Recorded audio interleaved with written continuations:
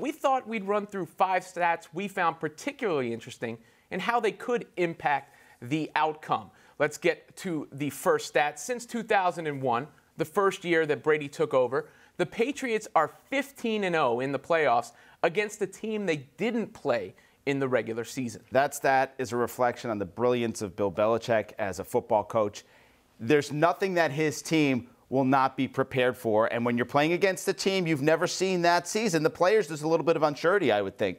But Belichick prepares his guys. They have every bit of information. They are ready to go, and you see it right there in that stat. It shows you how well he's able to diagnose what the other team is doing and draw up that specific game plan. Because, you know, during the course of a regular season in the NFL, you see those division games, even when one team is really good and the other's bad, they tend to be competitive. Right. I think that's that familiarity. And when you don't have it, it's hard to get used to the patterns. And you're right, it shows you what Belichick's able to do to get ready for the unknown. All right, check this out. The Eagles might be the best team the Pats have played in any Super Bowl during the Belichick-Brady era. Check this. The Eagles are the first Super Bowl team New England will face that had a top 5 offense scoring and a top 5 scoring defense. They are also the first defense ranked top 5 in points allowed per game, yards allowed per game, and takeaways. What do you think, Robin? This is obviously a solid team, a balanced Eagles team.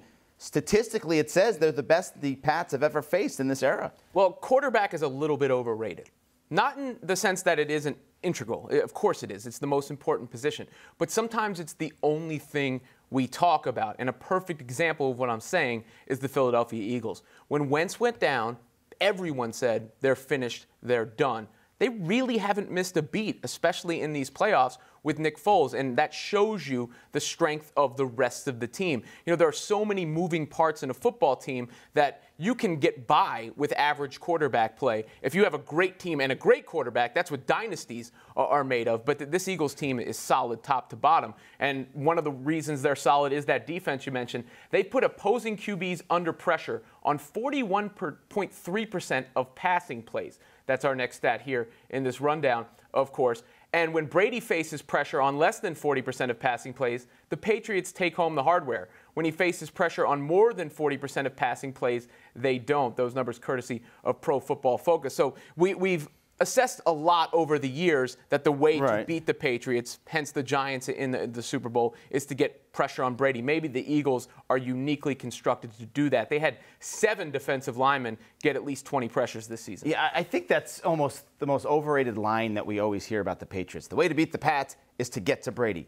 Yeah, duh, really? You could say that about any quarterback in the league. The way to beat him is to put the quarterback on his back. That's what the Giants did, obviously. I think this is a good matchup for the Eagles on a defensive sense, though, because the teams that hang with the Patriots have the defense at the end of the game in these Super Bowls. The offense keeps them in the game. They hang with the Patriots. It's the defense that wins games against the Patriots. We saw that with the Giants. You know, Eli Manning wasn't spectacular in his 2 games where he beat the Patriots. He was solid, kept them around, made some big plays. Eventually, the defense, you know, the Michael Strahans, the Justin Tucks finally got to him, and that's our point of reference. Closest thing that the Pats have faced in a Super Bowl probably are the Seahawks. They were the top-ranked defense, and they were the 9th-ranked offense when it comes to that balanced attack. And it's not just about the pressure. It's about being able to get the pressure without sending extra guys, so therefore you can cover those Patriots' backs and tight ends. That's it. It's got to be 4 getting to Brady. You can't load up. All right, not sure this matters, Robin, but the numbers make you think. Teams wearing white in the Super Bowl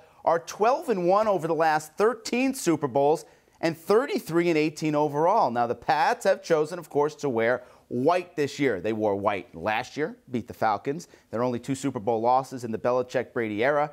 They've suffered them wearing blue. You put any stock in this? Are they wearing matching uniforms with the referees? I mean, I don't know the purpose for this.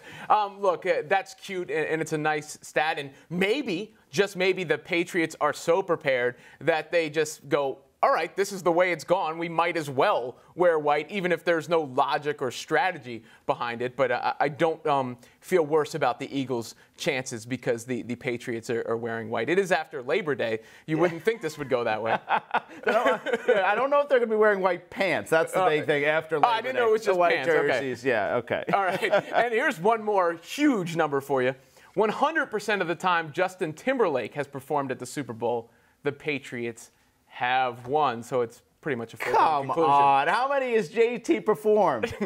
One. He's performed in one Super Bowl. That right there was my first experience with someone rewinding television, by the way. First time I saw that. Who's the surprise guest going to be? The odds are out, right? I would have to go if there's one person. I don't know. I heard the new Justin Timberlake record today. It's kind of bland. Timbaland has produced a lot of his records, but he's not like somebody people recognize in the face. Chris Stapleton has a new song. They've done a Justin lot. Timberlake. Collaborated together, the two of them, yeah. He already said NSYNC isn't coming out. I know Jay-Z is not going to come out. How about Britney? That'd be pretty cool, right? Britney would be huge. Yeah. Britney and Janet would make the most waves, one or the other. If he reunited with Britney after Cry Me a River, or he brought Janet Jackson back out to make good. No way the NFL lets Janet back. One cool stat here to think about. There's only 2 players, Robin, in NFL history have thrown for more than 25 touchdowns and 2 or few interceptions in a single season. One of them is Brady, 2016. The other, amazingly, Nick Foles, who did it in 2013. Of course, they will go head-to-head on Sunday. Kind of a cool fun fact there.